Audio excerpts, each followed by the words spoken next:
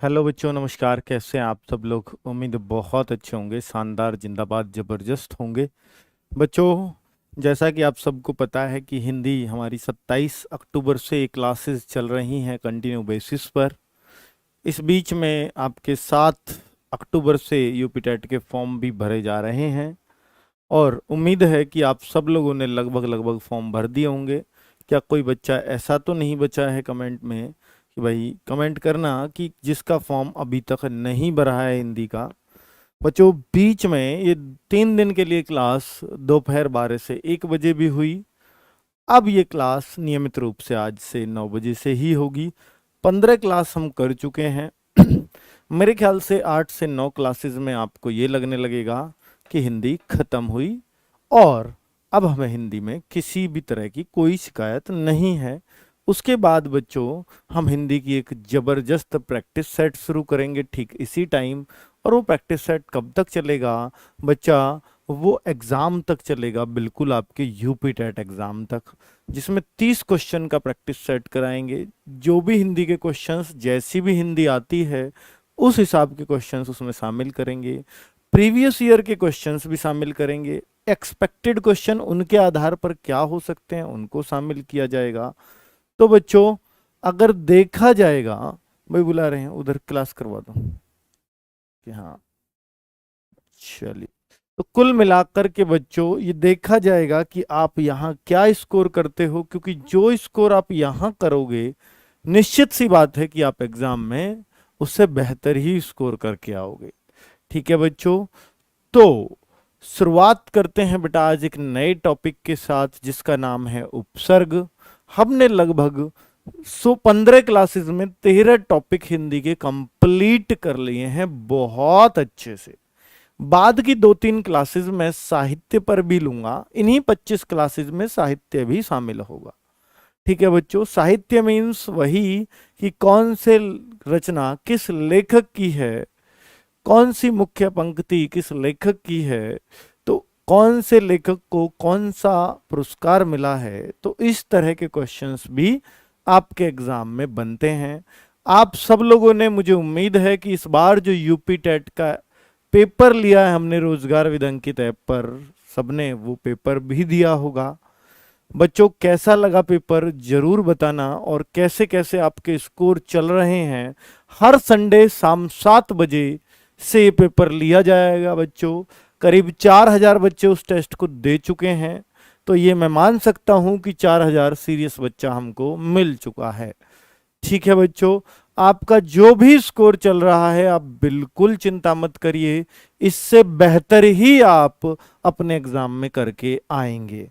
अभी जो भी चल रहा है चिंता की बात नहीं है, इससे बहुत बढ़ाना है अभी हमें स्कोर। ठीक है बच्चों, चलो, बहुत सही। और पेपर हम बिल्कुल लेवल का ही बनाते हैं। हमारा जो ऐप है रोजगार वेद अंकित, वो मॉक टेस्ट के लिए जाना जाता है। उसने एक अपनी अलग पहचान बनाई है बच्चों मॉक टेस्ट के लिए, क्योंकि हम बिल्कुल पैटर्न बेस्ड ही मॉक टेस्ट डालते हैं। चलो, एक बच्चा कह रहा है सर 120 में से 82 आया, यानी एक पोर्शन उन्होंने अभी टच ही नहीं किया है। हो सकता है संस्कृत ना की हो, है ना बच्चों? तो संस्कृत की क्लास कंटिन्यू नहीं हो पा रही है आपकी। होपफुली आपको कल से या परसों से 100% संस्कृत की क्लास आपको कंटिन्यू मिलेंगी। लगभग 30 क्लासेस में कंटिन्यू आपका संस्कृत भी हो जाएगा। फिर बाकी बचे हुए टाइम में हम संस्कृत के भी प्रैक्टिस सेशन चलाएंगे, ताकि आप संस्कृत में भी क्वेश्चंस लगा सको। ठीक है बच्चों, तो अगर मैं उपसर्ग की बात बोलूं बच्चों, तो उपसर्ग की एक परिभाषा होती है, आप सबको मालूम होगी कि उपसर्ग की परिभाषा क्या है। बच्चों बताइए क्या होती है परिभाषा, सब लोग जानते होंगे। उपसर्ग की परिभाषा होती है बच्चों वे शब्दांश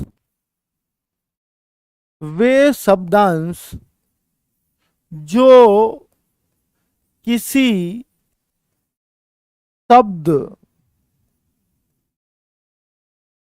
से पहले जुड़कर, या शब्द के आरंभ में लिखूं तो ज्यादा अच्छा होगा, जो किसी शब्द के आरंभ में जुड़कर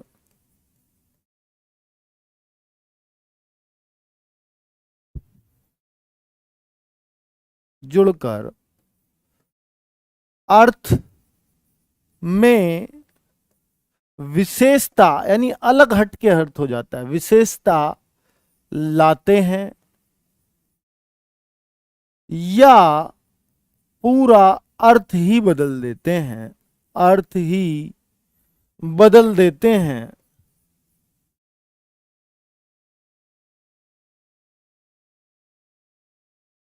उपसर्ग कहलाते हैं, उपसर्ग कहलाते हैं। क्या आपने बिल्कुल अच्छे से समझ लिया है परिभाषा को बच्चों? अब मैं इसको चरितार्थ करता हूं, आपके दिमाग में, आपके दिलो दिमाग में इस परिभाषा को उतारूंगा। कैसे बच्चों? ये तो हमने किताबी लैंग्वेज वाली परिभाषा पढ़ ली बच्चों। जब संस्कृत की क्लास बेटा या तो कल से या परसों से मैं जवाब दे चुका हूं, प्लीज आप शुरू से जुड़ जाया करो, मैं आपके सारे डाउट्स क्लियर करता रहूंगा, ठीक है? आप बार बार एक ही चीज मत पूछिएगा। एसएसटी की क्लास आज से शुरू हो चुकी है, कंटिन्यू रहेंगी, बहुत अच्छी क्लास भी लगी होगी, 6 to 8 लेवल के लिए है। अब बात बचती है बस साइंस की क्लास की। बहुत जल्द साइंस की क्लास भी स्टार्ट कराने वाले हैं, वो भी 6 to 8 लेवल के लिए ही रहेगी बच्चों, ठीक है? 6 to 8 या तो साइंस रहती है या एसएसटी रहती है बच्चों। संस्कृत सभी के लिए रहती है, आप सबको मालूम है, ठीक है बच्चों? हिंदी दोनों ही लेवल के लिए है बच्चों। बाकी सारी क्लासेस सबके लिए हैं, उतनी ही इंपॉर्टेंट हैं। चलो, और बच्चों अब मैं आता हूं कि बच्चों ये जो परिभाषा है इसको अगर मैं समझाने लगूं आपको, तो आप एक बात समझिएगा कि देखिए, शब्दांश होने चाहिए, शब्द के अंश। जब भी किसी शब्द, कुछ शब्द के अंश यानी पूरा शब्द भी नहीं, कुछ अंश भी, तो किसी शब्द के पहले जुड़ेगा। ये बहुत इंपॉर्टेंट है बच्चों कि उपसर्ग हमेशा शब्द के पहले जुड़ता है, कभी बाद में नहीं जुड़ता। जो बाद में जुड़ता है उसको प्रत्यय बोलते हैं। तो एक तो यही क्वेश्चन बन जाता है कि उपसर्ग, उपसर्ग शब्द के प्रारंभ में जुड़ते हैं, अंत में जुड़ते हैं, बीच में जुड़ते हैं, कैसे? तो आरंभ में जुड़ते हैं, याद रहेगा बच्चों। जुड़कर अर्थ, अब जब कोई चीज हमने किसी शब्द के साथ जोड़ी तो वो तो बेटा अर्थ ही बदल देती है। जैसे मैं मान के चलूं, एक शब्द है धर्म, और कुछ भी मैंने इसके आगे जोड़ दिया, मान लीजिए अधर्म, तो क्या पूरा अर्थ नहीं बदल दिया इस ए ने? तो ये जो ए लगा, इसने बेटा पूरा अर्थ बदल कर रख दिया, इसने पूरा अर्थ बदल कर रख दिया, अर्थात मैं कहूं उल्टा ही कर दिया। तो ये जो ए लगा है इसी को हम उपसर्ग बोल देंगे।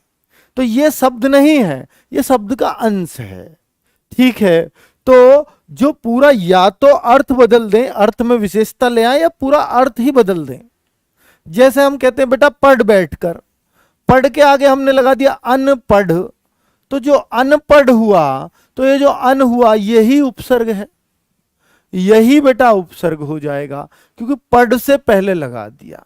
तो ये शब्द जो हैं, ये शब्दांश जो हैं, ये बेटा पहले जुड़ते हैं, ठीक है? जैसे आप लिखते हो वन, और अब हमने लिख दिया उपवन, तो ये जो उप लगाया है आपने, ये बेटा उपसर्ग कहलाएगा।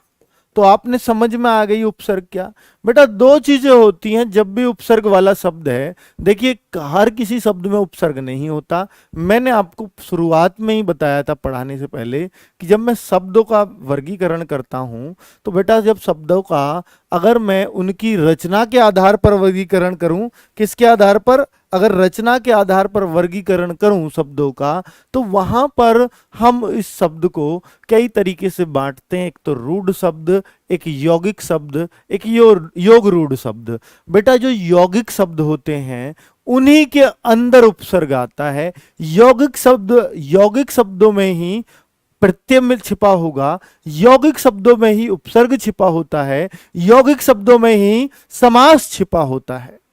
तो यौगिक शब्द होना चाहिए। ऐसा नहीं कोई ये कहे भैया पंखा में क्या उपसर्ग होगा, मैं कहूंगा बेटा कुछ नहीं होगा, क्योंकि पंखा यौगिक शब्द नहीं है। यौगिक मतलब जो दो चीजों के योग से बना हो। तो उपसर्ग बेटा जो उसी उन्हीं शब्दों में मिलेगा जो यौगिक होंगे, यानी जिसमें कुछ जुड़ा होगा। कुछ जुड़ा ही नहीं है तो उपसर्ग कहेगा, ठीक है बच्चों? तो यौगिक शब्दों में दो चीजें निकलती हैं, एक तो उपसर्ग निकला, और एक निकलेगा बेटा, एक निकलेगा मुख्य शब्द। जैसे मैं उपवन में देखूं तो उप तो उपसर्ग हो गया, और इसको हम बोलते हैं मुख्य शब्द। ठीक है बच्चों, ऐसे ही अनपढ़ में अंतो उपसर्ग हो गया और यहां मुख्य शब्द बचेगा पढ़। जैसे अधर्म में ऐतो उपसर्ग हो गया, धर्म बचेगा मुख्य शब्द। बेटा पूरा अर्थ तो धर्म पे आधारित है ना, उपसर्ग ने आके तो बस उसका अर्थ बदला है। मॉक टेस्ट बेटा हो चुका है इस संडे में शाम को 7 बजे से, और अब हर संडे होगा शाम को 7 बजे से, फ्री ऑफ कॉस्ट है, रोजगार विद अंकित ऐप पर आपको मिलेगा। आप बच्चों की भलाई के लिए किया जा रहा है, वरना बच्चे मॉक टेस्ट हमें अच्छी खासी कमाई भी करवा सकते हैं, लेकिन कमाई से अभी पहली बार हमें दूर रहना है, अभी शुभ शुभ काम करना है। ठीक है, कमाई तो बाद में आप लोग अपने आप करा दोगे, जब आपका रिजल्ट आएगा तो आप अपने अपने घर में छोटे भाई बहनों को हमारे लिए रेफर कर दोगे कि टीचर बनना है तो वहां चले जाना, बहुत बहुत अच्छे से पढ़ाते हैं। बस वही वही हमारे लिए बेटा सबसे बड़ी बात होगी। चलो, तो कुल मिलाकर के वे शब्दांश, बेटा ये परिभाषा अब आपको रट गई होगी, चरितार्थ हो चुकी होगी। क्या मैं अब आगे चल सकता हूं? अगर आप कहो तो क्या आगे चला जा सकता है बच्चों? क्या आगे अब चला जा सकता है? जी हां, अब क्यों नहीं बेटा, जब अब उपसर्ग आप समझ ही गए हैं तो उपसर्ग जो है वो 3 प्रकार के होते हैं।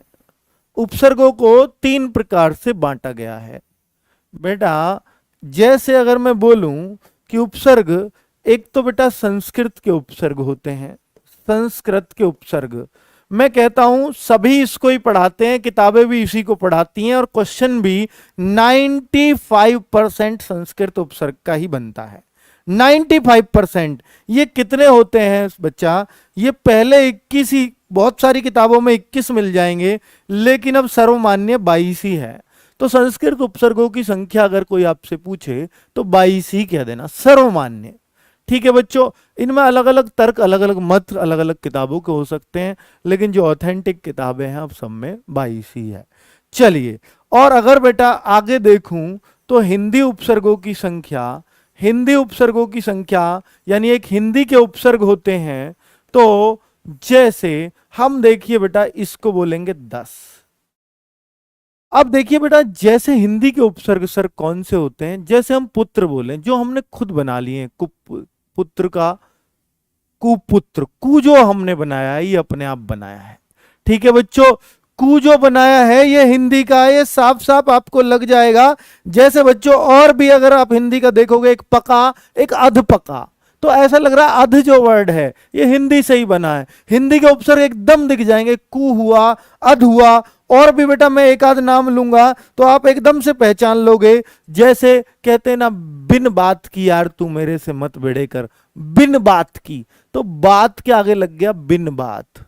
ठीक है, तो बिन बात, तो बेटा जो बिन लगा ये उपसर्ग लग गया बात से पहले, तो बिन जो उपसर्ग हुआ यही आपका हिंदी का उपसर्ग है। तो ऐसे कुछ ऐसे उपसर्ग हैं जो एकदम देखते ही समझ में आ जाएंगे कि भैया ये हिंदी का ही है। जैसे कुपुत्र हुआ, एक सुपुत्र हुआ, ये भी हिंदी का उपसर्ग है। जैसे पेट और एक भरपेट, पेट भर पेट, तो भर ने लगा दिया पहले, अब भर तो पूरी तरह से हिंदी का शब्द है, तो इसलिए हम ऐसे उपसर्गों को हिंदी उपसर्ग कहते हैं। ये बहुत आराम से पहचाने जा सकते हैं, इनका अर्थ भी हम बता सकते हैं। कु का अर्थ क्या होगा? आप देखिए, कु कहीं भी लगे, कुपुत्र तो बुरा पुत्र, अच्छा पुत्र नहीं है। सुपुत्र, तो सु का अर्थ क्या हो जाएगा बेटा? सु का अर्थ क्या हो जाएगा? सुपुत्र, अच्छा पुत्र। ठीक है बच्चों, तो इस तरीके से आप बहुत आराम से, तो भर उपसर्ग हुआ, हाँ भर हिंदी उपसर्ग हुआ।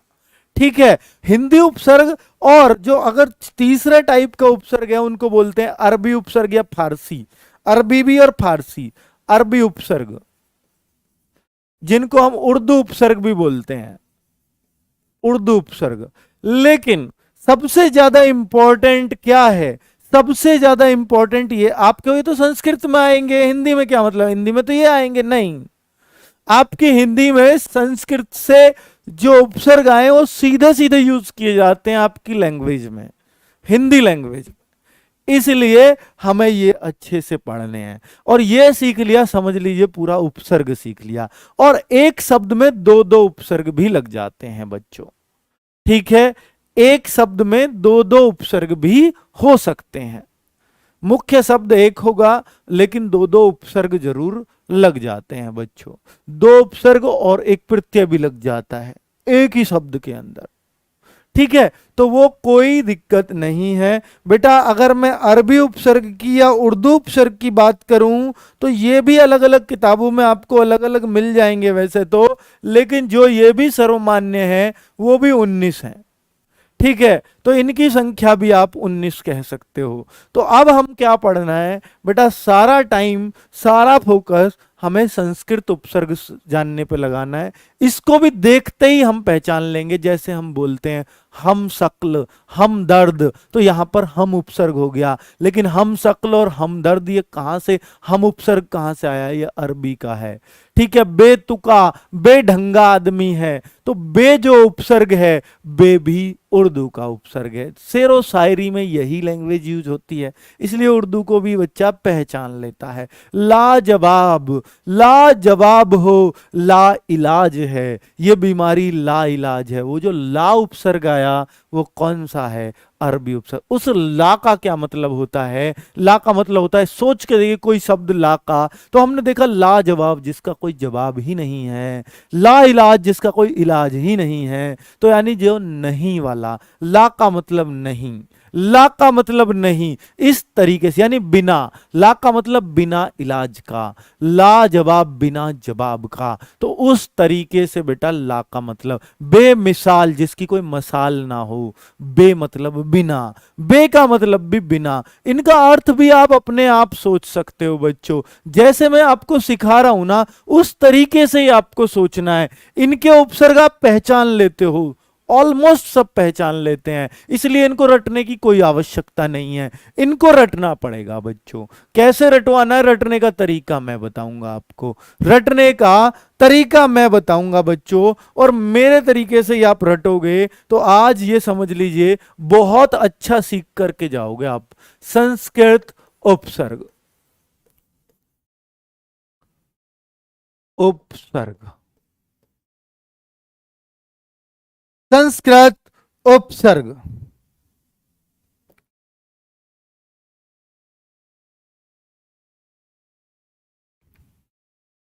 देखिए बच्चों, जैसे अगर मैं इसमें करूं आ से शुरू होता है, ए उपसर्ग हिंदी में जाता है, आ संस्कृत का है। कोई ये नहीं पूछेगा संस्कृत का उपसर्ग कौन सा है, नहीं ऐसे नहीं पूछता। बस क्वेश्चन कैसे बनेंगे मैं बताऊंगा। आ आओ, आ आओ, उप अप, अपी अभी, अति अधि, अनु सम सु, सम में यह हलंत, सम सु, नि वी, निर निस, निर में यहां हलंत, निस, दुर दुस, दुस कोई सा भी हो सकती है सही इसमें, है ना, दुर दुस। आ आओ, उप अप, अपी अभी, अति अधि, अनु समसु, नि वी, निर निस, दुर दुस। प्र परा, प्रति प्रति, परी, प्रति परी। गिनिएगा बेटा, एक रह गया होगा, ये टोटल 21 हैं जो सबने माना है जिनको। अब किसी किसी बुक में एक 22वां और देते हैं, मैं वो 22वां भी बता रहा हूं आपको। देखिए आ अव उप अप अपि अधि, देखिए अपि अभि, अति अधि, अनु समसु, नि वी, निर निस, दुर दुस, प्र परा, प्रति परी। गिन के देखिए 2 3 4 5 6 7 8 9 10 11 12 13 14 15 16 17 18 19 20 21। और बेटा जो कुछ बुक्स ने माना है तो उसको हम कहेंगे, तो यहां पर उत, उत उपसर्ग, जैसे उत्कर्ष में आप लगा सकते हो, उन्नति में उत नति लगता है, तो उसमें उत उपसर्ग भी आ जाता है। ठीक है बच्चों, तो इस तरीके से संस्कृत के ये 22 उपसर्ग हैं बच्चों, जिनको आप सबको रटना ही है।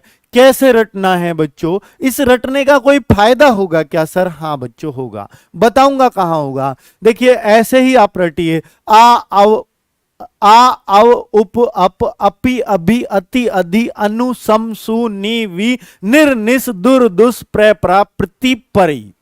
इसी तरीके से बच्चा कम से कम 10 बार बोलिए, आपको अपने आप याद हो जाएगा। जब मैंने याद किए थे, मैंने 4 पहले कर लिए, क्योंकि ये एकदम दिख गया, प्रे परा प्रति परि, ये तो बड़ा आसान है, प्रे परा प्रति परि, उसे बाद में ले लेंगे। ठीक है, तो शुरू के 4-5 एक साथ रखिए, आ अव उप अप, आ अव उप अप, अपि अभि अति अधि, ये एक साथ, आ अव उप अप अपि अभि अति अधि, प्रे परा प्रति परि हमें याद ही है। तो बेटा आ अव उप अप अपि अभि अति अधि अनु सम सु नि वि निर निस दुर दुस प्र प्रा प्रति परि। बेटा इस तरीके से आप इनको बोलते चलिए, जितनी बार बोलेंगे उतना अच्छा होगा। ठीक है बच्चों, हो जाएगा याद क्या? आप बताइए एक बार बोलकर कि हमें ये याद हो जाएगा सर, कोई दिक्कत नहीं है, तो मैं आगे बढ़ सकता हूं बच्चों फिर।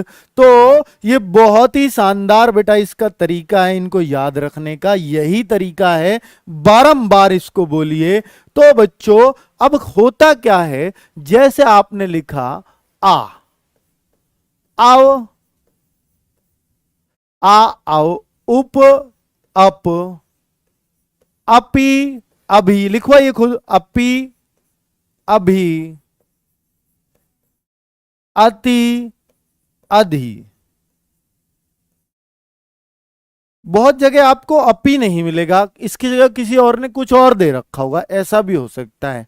ठीक है बच्चों, अति अधि अनुशंसु, चलो इतना ले लेते हैं पहले।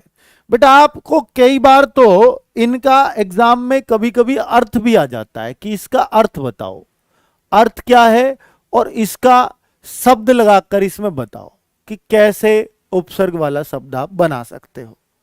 तो आप कुछ लिखवाइएगा मुझे, कुछ शब्दों में मेरी हेल्प कीजिएगा कि आप लिखवा सकते हैं क्या? बताइए बच्चे, आ का मतलब क्या है? आ का मतलब उपसर्ग का क्या होगा? अगर आपसे मैं पूछूं तो आ उपसर्ग का मतलब क्या होता है?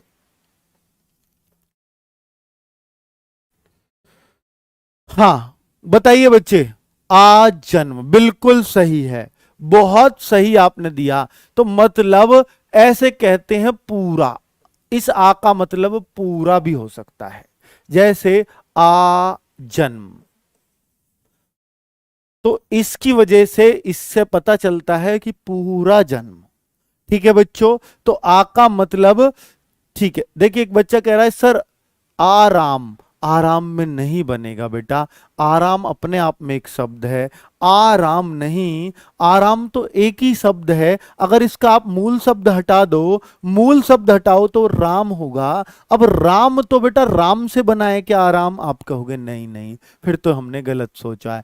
ऐसे सोच कर देख लीजिए, आमरण भी बना सकते हो, यानी मरने तक, यानी पूरा, या बेटा तक भी इसका अर्थ हो सकता है। तो एक एक उपसर्ग के आपको कई सारे अर्थ मिल जाते हैं कई बार।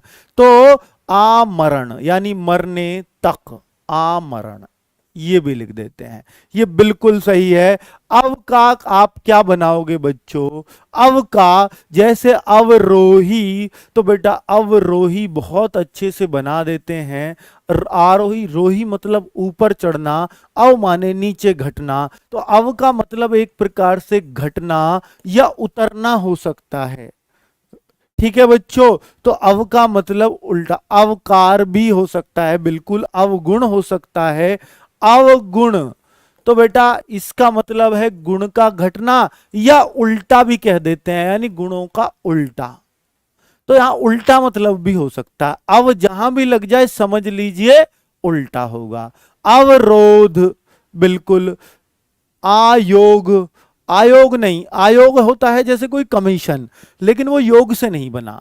ठीक है बच्चों, तो वहां पर नहीं कहेंगे। अवमानना, बहुत बढ़िया, अवमानना, अवमानना, जिसका कहीं मान घटा हो, वो ही अवमानना है। बिल्कुल सही बच्चों। तो इस तरीके से आप बना पाओगे। जैसे बच्चों हम यहां पर उप का मतलब, उप का आप बहुत जगह देखते होंगे, उपाध्यक्ष, उपाध्यक्ष। तो आपने देखा उपराष्ट्रपति, उपराष्ट्रपति। तो इसका मतलब होगा बच्चा कि उप का मतलब छोटा होता है, यानी छोटा राष्ट्रपति, अध्यक्ष से छोटा। तो इसका जहां भी उप लगेगा उसका मतलब छोटा निकलेगा। उपवन भी लगा सकते हो, ठीक है बच्चों। तो वन का एक उपवन, छोटा बाग बगीचा, वन का छोटा हिस्सा, उपनिवेश, ठीक है, उपकार। और बताओ, बहुत सही है, आपके पास बहुत सारे शब्द हैं, ठीक है। चलिए नेक्स्ट क्वेश्चन बच्चा, अप का देखिए, अप का अपमान। तो अब आप बताइए अप का मतलब क्या होगा। देखिए मान सम्मान होता है, अब अपमान का मतलब क्या होता है। अपमान का इसका मतलब मान ना हो, जिसका मान घटा हो। तो अप का मतलब तो घटना हो गया। तो इस तरीके से अगर आपको इनका अर्थ भी नहीं पता तो कोई शब्द सोचिए और अपने आप अर्थ याद आ जाएगा आपको, ठीक है। तो ऐसे आपको ऑप्शन में मिलेगा और वहीं से आप कर लोगे बेटा, ठीक है, बहुत बढ़िया। तो आगे अब आपको अगर इतने ही दमदार हो तो अपी का मुझे कोई शब्द बना के दिखा दो, मैं मान जाऊंगा आपको। अपी का कोई शब्द बना के दिखा दो, क्योंकि बहुत सारी बुक्स ने इसको इसलिए हटा ही दिया है उपसर्गों से।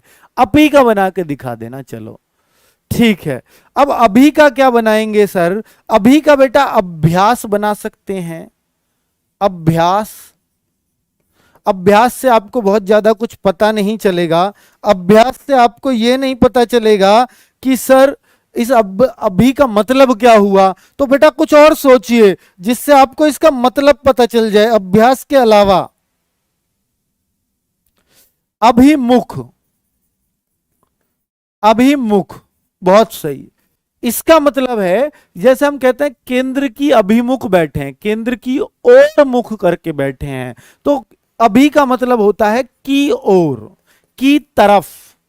तो अभी जहां भी लगेगा समझ जाइए, अब जब अभ्यास कर रहा है तो कोई आस की ओर अपना वो लगाए हुए बैठा है, ठीक है। अभियुक्त भी कह देते हैं, हाँ सही है।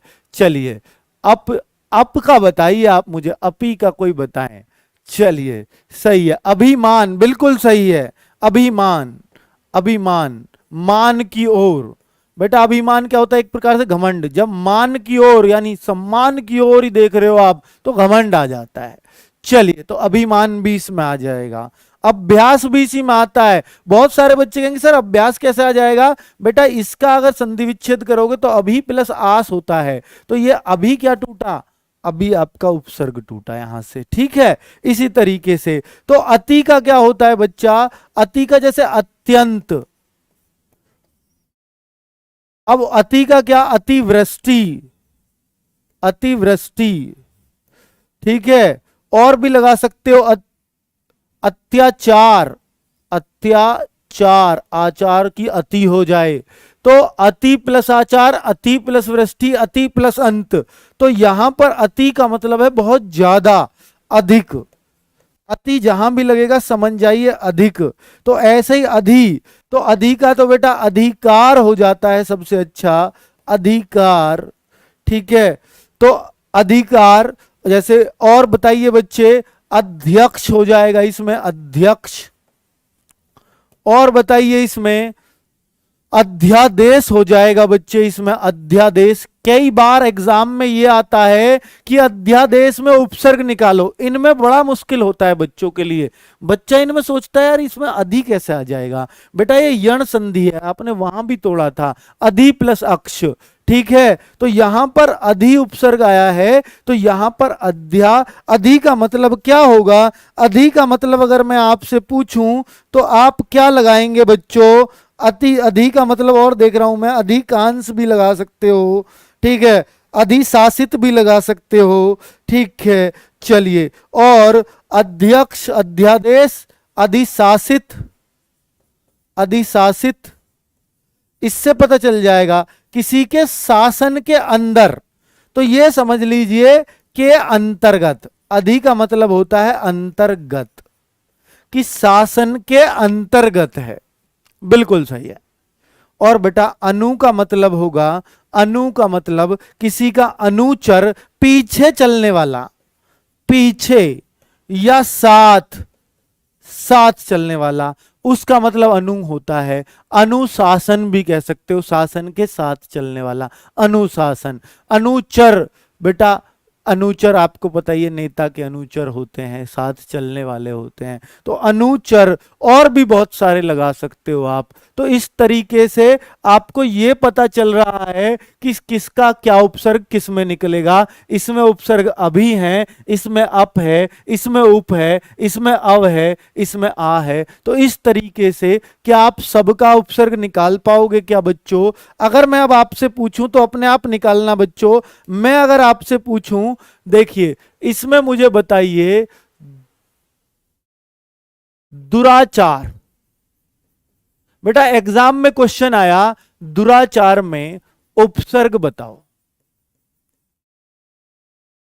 बताओ। तो बेटा ऐसे क्वेश्चन आता है, दुराचार में उपसर्ग बताओ। तो एक तो दु है, एक बेटा दुर है, एक बेटा दुर है, सी ऑप्शन दुर है, और एक है चार। इस तरीके से ऑप्शन दे देगा। तो जो बाद में है वो तो कोई मतलब नहीं है, ये तो हो ही नहीं सकता, क्योंकि ये तो प्रत्यय हो सकता है पर उपसर्ग बिल्कुल नहीं होगा। बेटा दू क्या उपसर्ग हो सकता है इसमें? आप कहोगे नहीं सर, क्योंकि दू को अगर अलग किया तो आगे राचार बचेगा, राचार तो मुख्य शब्द हो ही नहीं सकता, तो इसलिए दू भी नहीं हो सकता। क्योंकि आप मुख्य शब्द देख लिया करो कि वो बच रहा है क्या, वो सही है, तो आप कहोगे नहीं बहुत बेकार बच रहा है। बेटा अगर मैं देखूं तो इन दोनों में दुर आ रहा है। अब दुर कौन सा सही है, ये वाला या ये वाला? तो आप देखो बेटा यही दिमाग लगाना है आपको। मैंने आपको संस्कृत के उपसर्गों में दुर बताया, बताया कि नहीं? बताया। तो बेटा जो संस्कृत के उपसर्ग में कोई भी रे पे खत्म हो रहा है ना उपसर्ग, तो वो हलंत जरूर लेगा। तो संस्कृत के उपसर्गों में हलंत आता है, तो आपका सी ऑप्शन है, ना कि ये, क्योंकि ये तो उपसर्ग है ही नहीं संस्कृत का। आप दिखा दो मुझे, क्या ये उपसर्ग आपको दिख रहा है कहीं? बेटा एक ही उपसर्ग दिख रहा है, ये रहा। इसलिए हमें ये वाला दुर लगाना पड़ेगा ही पड़ेगा, हलंत वाला ही लगाना पड़ेगा, अर्थात आपका सी ऑप्शन ही करेक्ट होने वाला है। बच्चों आप समझ पाए हैं क्या? बहुत सही।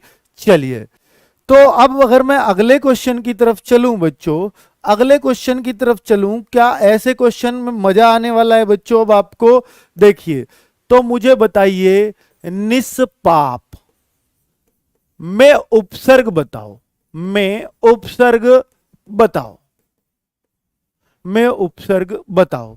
बेटा एक क्वेश्चन आया, अब आप इसमें मुझे बताओ ए ऑप्शन में कि इसमें उपसर्ग क्या होगा, नी होगा या बेटा निस होगा, या बेटा सी ऑप्शन निश होगा, या बेटा डी ऑप्शन यानी ये निस होगा। तो अब मुझे बताओ कि कौन सा इसमें उपसर्ग आपको नजर आ रहा है। बहुत करीबी मैंने ऑप्शन दिए हैं सारे, तो अब आप कहते होंगे कि सर कौन सा उपसर्ग है, बेटा बताइए। देखिए से को आप एक ही से नहीं मानोगे, जो हमारी निस की से होती हैं, जो हमारी निस की से हैं उसमें वो सारी ही आएंगी बच्चों, ठीक है, उसमें वो सारी ही आती हैं। चलो तो अब आप इसमें कौन सी से लगाएंगे अगर ये आ गई, अगर ये सारी आ गई तो आपको बेटा जो से वहां चमक रही है ना वही उत्तर लगाना है। ये भी उपसर्ग होता है, ये भी उपसर्ग होता है, ये भी। आप क्यों सर आपने ये तो नहीं बताया था, लेकिन बच्चों मैंने जिक्र किया था ना कि जहां दुर दुस, ये वाला भी दुस चलेगा उपसर्ग में, ये वाला दुस भी उपसर्ग में चलेगा। और अगर मैं बोलूं तो निस है, तो निस में ये वाला से भी चलेगा। अब डिपेंड करता है कि कैसा क्वेश्चन आया है, और ये वाला भी चलेगा, तो तीनों ही चलेंगे। लेकिन कौन सा कहां पर आएगा? अब यहां पर से कौन सा वाला था, ये था, तो यही आएगा बच्चों, ठीक है। तो यही आपका आएगा, नी नहीं आएगा बेटा, नी नहीं आएगा, नी नहीं आएगा। ये संधि नहीं देख रहे हैं, संधि तो इसमें ये हो जाएगी नी प्लस पाप, ठीक है, संधि तो नी है लेकिन उपसर्ग नी नहीं है, उपसर्ग निस है। याद रखना बच्चों, यहां बच्चा कंफ्यूज हो जाता है। ठीक है, तो अब गलती नहीं होनी चाहिए इस तरह की, ये छोटी छोटी चीजें गलती करवा देते हैं बच्चों, है ना। तो अब आप गलत नहीं करेंगे ऐसी उम्मीद है। लेकिन अगर आपका ये आ जाए कि यहां आ जाता है कि निस्संदेह, निस्संदेह, इसमें उपसर्ग बताओ, में उपसर्ग क्या होगा, तो अब आप कह सकते हो कि सर इसमें उपसर्ग जो होगा, इसमें उपसर्ग निस होगा, इसमें उपसर्ग निस होगा। अब बच्चों एक और आ जाता है आपका कि निश्चय में उपसर्ग बताओ, निश्चय में उपसर्ग बताओ, तो इसमें उपसर्ग क्या होगा, तो आप एकदम से कह देंगे कि इसमें उपसर्ग सर ये होगा। हलंत जरूर लगा देना। ठीक है, क्लियर बच्चों, कि आप क्लियर कर पाए कि कहां निस आएगा, कहां ये वाला निस आएगा, कहां ये वाला आएगा और कहां ये वाला आएगा। ठीक है बच्चों, तो कितने आराम से आप सारी चीजों को क्लैरिफाई कर पा रहे हैं।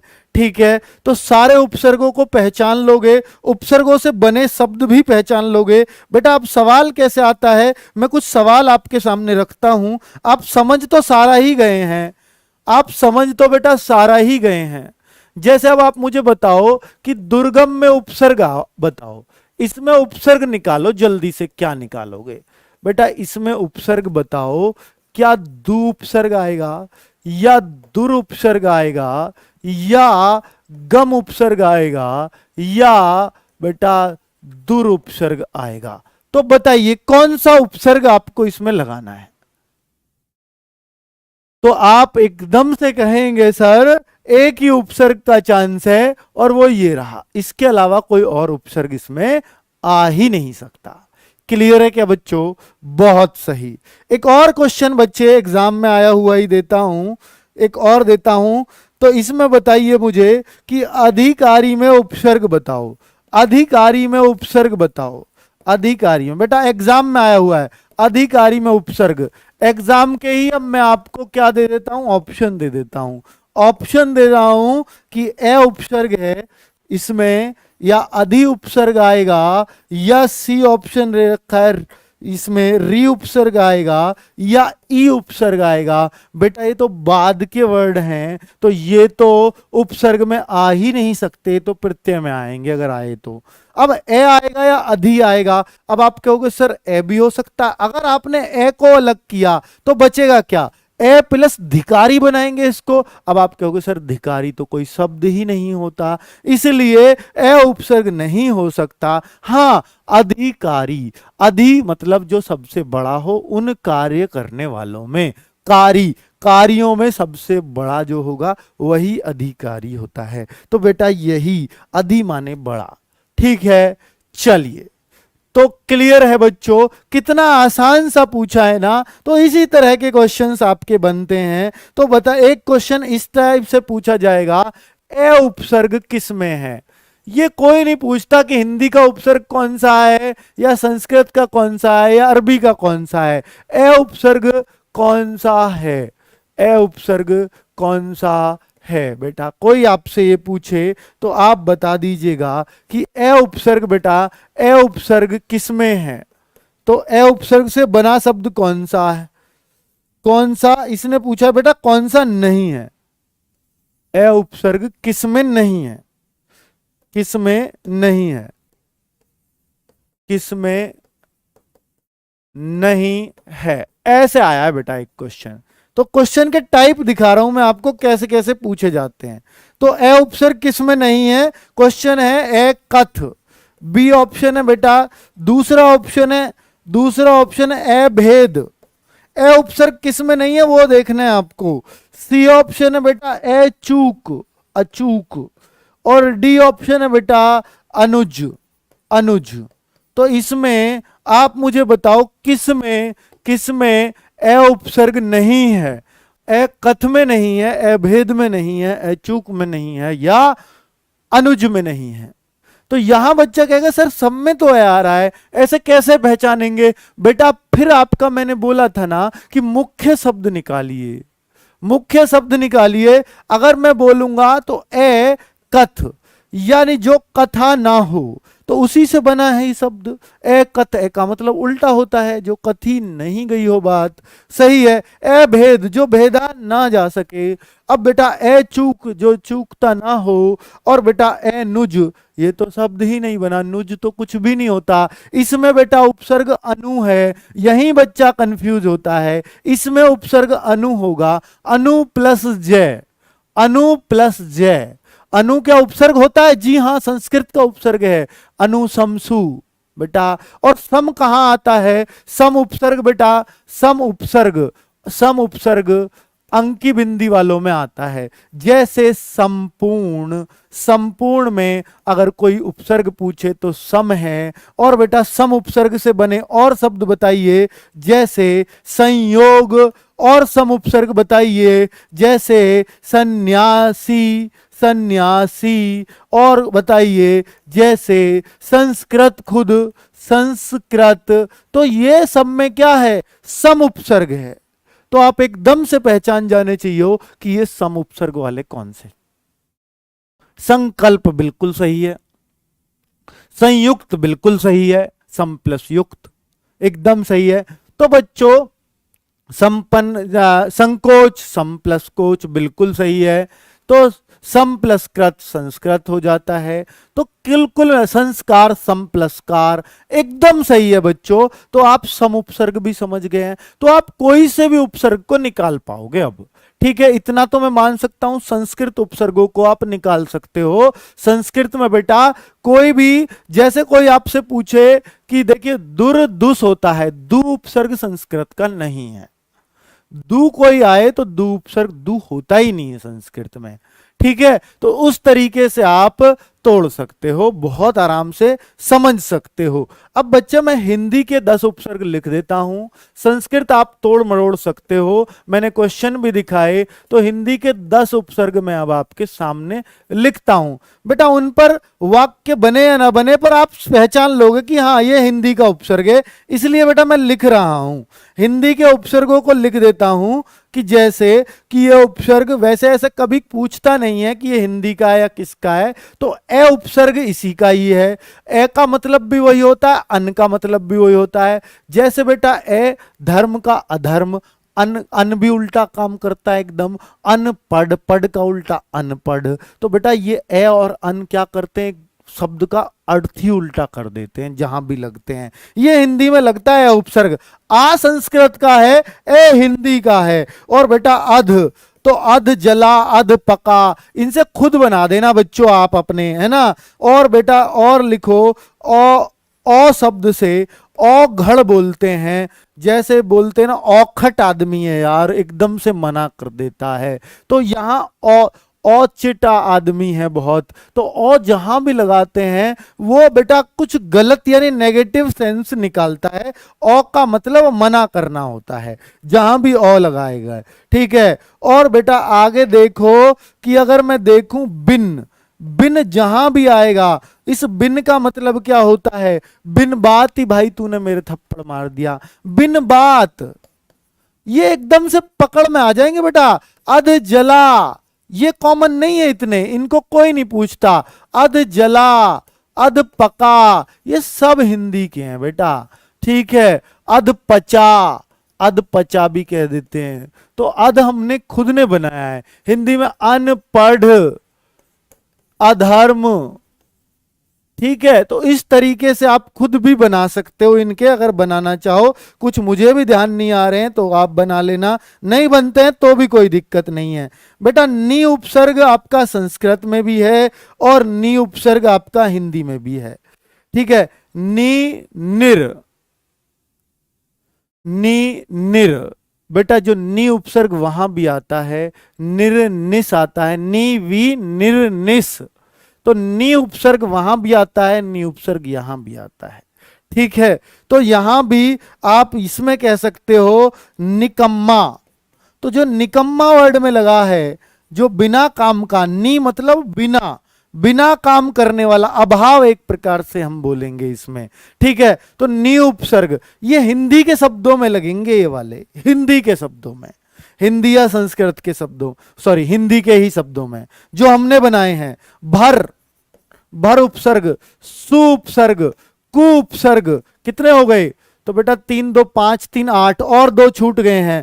कु हो गया, सु हो गया, भर हो गया, दू नहीं लगा अभी, दू, दू उपसर्ग। हिंदी के शब्दों में अगर दू लग रहा हो कहीं तो हम वहां पर कह देंगे। और एक ऊन उपसर्ग है, ऊन पता नहीं कहां लगता है। चलिए बच्चे, तो कुल मिलाकर के 10 उपसर्ग है, बस इनको एक नजर मार लेना कि 10 उपसर्ग हिंदी में भी होते हैं। ठीक है, चौखटा, चौखट, तो बेटा इस तरह से भी बनते हैं। अब हिंदी में नए नए निर्माण होते रहेंगे तो वो इसमें आता रहेगा।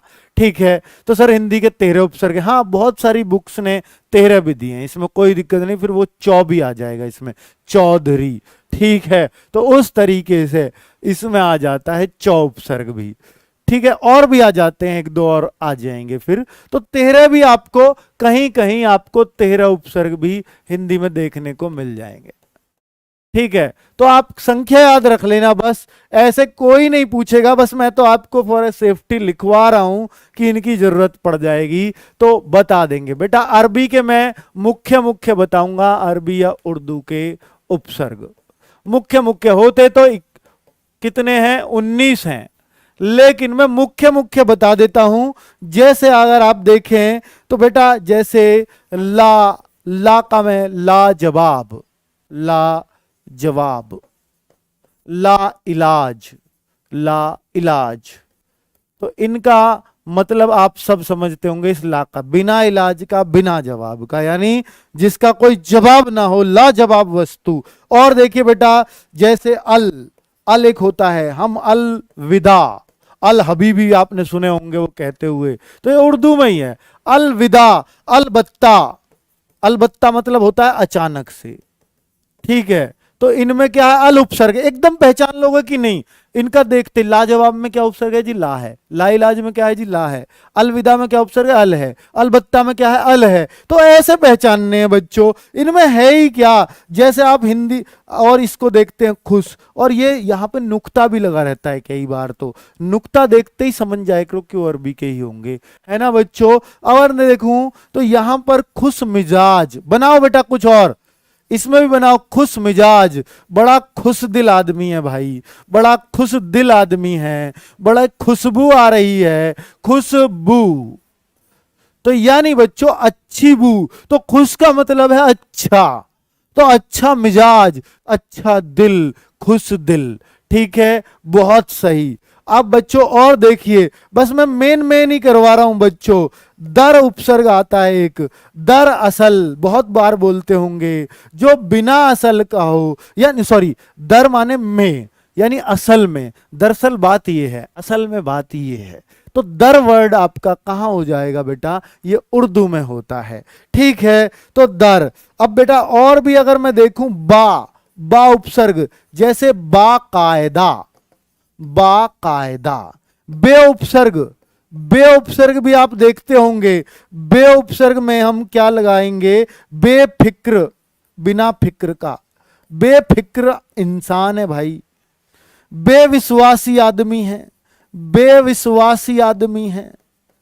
तो बे का बे भी उर्दू के उपसर्गों में आता है। और बेटा मैं कुछ और लिख देता हूं, मेन मैं ज्यादा नहीं लिखूंगा, लेकिन मेन जरूर लिखूंगा। हम उपसर्ग, हम शकल, हम दर्द, हम उम्र। और सर उपसर्ग में भी आप सर को तो छोड़ो, इसमें और लिख सकते हो आप हर, हर कोई, हर कोई, हर कोई व्यक्ति, जो हम हर उपसर्ग लगाते हैं, ये भी उर्दू का ही उपसर्ग होगा बच्चा। और देखिए एक एन उपसर्ग होता है, जैसे हम बोलते हैं ना एन वक्त पर, एन वक्त पर कोई आ गया, एन वक्त, बिल्कुल ठीक वक्त पर, एन वक्त होता है ठीक वक्त पर। ठीक है, तो अब बच्चों बद भी लगा सकते हैं क्या इसमें? बद, बद एक उपसर्ग है, हाँ बिल्कुल, बद। तो हलंत ना लगाएं इसके उपसर्गों में कभी भी, तो बदनाम, क्योंकि हलंत सिर्फ संस्कृत में आता है। बदनाम, बद परेजी आदमी, बदसूरत, ये सब इसके अंदर आ जाएगा। तो ये मैं मुख्य मुख्य लिखवा रहा हूं क्योंकि बहुत सारे हैं, इतने तो मैं शायद लिखवा भी नहीं पाऊंगा और ना आप याद कर पाओगे। गैर, बेटा ये शब्द बहुत बार यूज करते हैं। आप गैर हाजिर चल रहे हो, गैर हाजिर चल रहे हो, बिना हाजिर के। बेटा ये वो शब्द हैं जिनको हम हिंदी में एक्सेप्ट कर चुके हैं, हम हिंदी में बहुत बार बोलते हैं। ठीक है बच्चों, तो इस तरीके से गैर हाजिर, और बेटा गैर मर्द बोल देते हैं कई बार, है ना। तो इस तरीके से हम गैर हाजिर या गैर मर्द, और भी कोई बोल सकते हो। तो और क्या हो सकता है, गैर जिम्मेदार व्यक्ति, है ना। बदकिस्मत, बहुत बढ़िया आपने बनाया, बदकिस्मत आदमी, गैर जिम्मेदार, हाँ बहुत बढ़िया निकाल के लाए हो। ठीक है, तो कुल मिलाकर के बच्चों गैर कानूनी, कितना बढ़िया शब्द है। ठीक है, तो गैराज नहीं लगेगा बेटा, गैराज एक शब्द है, उसमें दो शब्दों का मेल नहीं है। ठीक है, तो कुल मिलाकर के बच्चों इस तरीके से आप अब उपसर्गों की क्लास पर क्वेश्चन प्रैक्टिस करना, जिस भी बुक में दिए हों आप उपसर्गों की क्लास से क्वेश्चन प्रैक्टिस करना। अब मुझे लगता है कि आप उपसर्ग बहुत आसानी से निकाल पाओगे। बेटा अब मैं आपसे एक उपसर्ग निकलवाता हूं, आप बताइए प्रत्येक में कौन सा उपसर्ग होगा, प्रत्येक में उपसर्ग बताओ। क्या कोई बता पाएगा बच्चा, बिना विकल्प के? अब मैं आपसे कह रहा हूं प्रेकोस्ट में उपसर्ग बताओ, प्रेकोस्ट में उपसर्ग बताओ। बेटा अरबी वाले उपसर्ग यानी उर्दू वाले बहुत आराम से निकल जाते हैं, हिंदी वाले बहुत आराम से निकल जाते हैं, इसलिए एग्जाम में 95% आपको ये संस्कृत उपसर्ग ही आते हैं। ठीक है, तो आप कहते हैं प्रत्येक में, बेटा ये आपको पता है यण संधि का एग्जाम्पल है, प्रति प्लस एक, तो प्रति जो आपने निकाला, और प्रति आपने सोचा है कि आपके संस्कृत उपसर्ग में होता है प्र, परा, प्रति, परी, बिल्कुल होता है। तो वही प्रति यहां पर आ जाएगा कि प्रति उपसर्ग है। अब ये कौन सा उपसर्ग है इसमें, प्र, इसमें उपसर्ग हो जाएगा प्र। तो इस तरीके से हम बहुत आराम से अब बच्चों निकाल पाएंगे। परिचालक, परिचालक, परिचालक में उपसर्ग बताओ, तो आप आराम से ला पाओगे या नहीं। ये उपसर्ग कौन सा होगा, संस्कृत का होगा, क्योंकि हमने परि तो बेटा पढ़ा है, संस्कृत उपसर्ग है, परि संस्कृत उपसर्ग है। परिचौक, परिचौक परि उपसर्ग आ जाएगा, है ना बच्चों। परिमाप, परि उपसर्ग आ जाएगा, परि माने बाहरी, बाहरी माप, चारों ओर से माप। ठीक है बच्चों, परि माने चारों ओर भी हो सकता है। तो कुल मिलाकर के बच्चों इसमें आपने देखा कि अब आप कोई भी उपसर्ग निकाल सकते हैं और बहुत ही आराम से निकाल सकते हैं। ठीक है, बहुत ही आराम से सारे उपसर्ग अब आप निकाल पाएंगे किसी भी तरह के सवाल में। ठीक है, अब बच्चों एक मुझे बता देना, प्रत्युन्मति एग्जाम में आया, प्रत्युत, हाँ बेटा इसमें अब आप मुझे बताओ, यहां पर इसमें उपसर्ग बताओ, उपसर्ग क्या है, इसमें उपसर्ग बताओ, इसमें उपसर्ग कोई बताए। प्रत्योत्पन्नमति, तो यहां पे एक तो प्रति, क्योंकि यह यण संधि है तो प्रति, प्रति उपसर्ग आपने बिल्कुल सही दिया। प्रति प्लस उत्पन्न, प्लस उत्पन्न बनेगा ना आगे, प्लस मति। तो अगर कोई पूछे इसमें मुख्य शब्द क्या है, तो बेटा ये है मुख्य शब्द, और ये दोनों क्या हैं बेटा, ये भी एक प्रकार से मुख्य शब्द भी कह सकते हो, इसको उपसर्ग भी कह सकते हो, क्योंकि मुख्य शब्द से पहले लगा हुआ है, उस लिहाज से उपसर्ग है। लेकिन जितने भी हमने उपसर्ग पढ़े हैं कहीं भी उत्पन्न उपसर्ग नहीं है, उस हिसाब से इसको भी हम मुख्य शब्द कहेंगे, क्योंकि जितने भी हमने उपसर्ग पढ़े कहीं भी उत्पन्न उपसर्ग नहीं था। तो बेटा प्रति ही एकमात्र उपसर्ग इसमें कह सकते हैं। फिर ये रहा उपसर्ग। क्लियर है बच्चों, क्योंकि अब आपको पता है कि उपसर्ग होता कैसा है। ठीक है, चलिए तो कुल मिला, फिर मति क्या सर, प्रत्यय नहीं, प्रत्यय अब हम कल पढ़ेंगे और बहुत अच्छे से आपको समझ आएगा प्रत्यय का। ठीक है, तो उपसर्ग सिर्फ इतना ही, उपसर्ग से आप क्वेश्चन करेंगे, कोई क्वेश्चन आपका छूटेगा नहीं, इतना दावा है बच्चों। फिर मिलते हैं कल नेक्स्ट क्लास में जो होगी हमारी प्रत्यय की। Okay, bye bye.